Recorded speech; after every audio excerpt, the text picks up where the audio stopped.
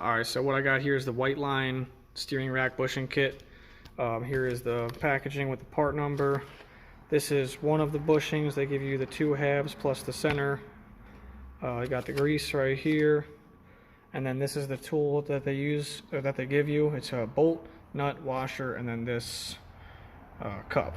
So what you're going to need is a 17mm socket and a 15mm socket that's deep. It helps if you have an impact like this, just to speed up the process. So here's how it works. Alright, so you're going to take the cup that they give you and just stick it over. Doesn't matter which side, because the old bushing is going to be symmetrical. I'm going to put the bolt through the cup, and then on the other side you're going to put the washer and then the nut. And I'm doing this,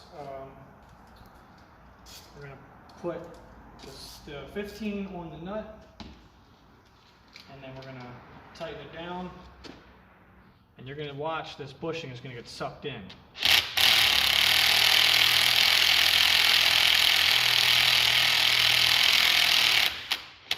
Until it stops. And then you're going to back it all the way out. Pull everything out. And then you just have to work the bushing out the rest of the way. Our nut and washer came out. Here's the old bushing. And then installation is very simple. Take our 2 halves and our center pin. Alright, just going to take your grease. Just, you don't have to soak it or anything. Just put a little bit on the inside, a little bit on the outside. Get it nice and coated. Once you got both your halves in, and make sure it's nice and greased up. Then just stick the center pin in there.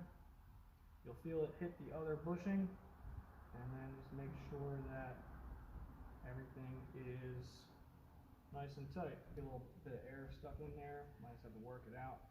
But yeah, that's all there is to it. It's super simple.